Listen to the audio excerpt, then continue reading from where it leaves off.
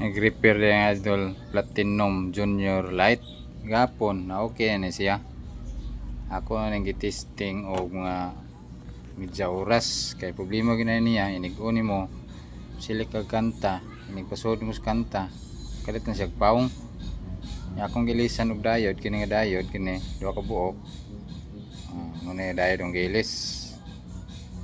Gilisan ko duha ka diode niya gilis ako testing ko mga okay na siya. Makasilip ng kanta pasod niya pag humanan testing ko mga hapit usa ka oras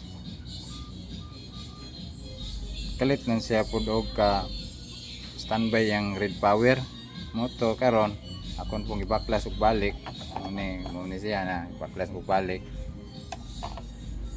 akon pong gilisag balik og diode kay na kuha na pud ang diode overheat na pud ang IC niya.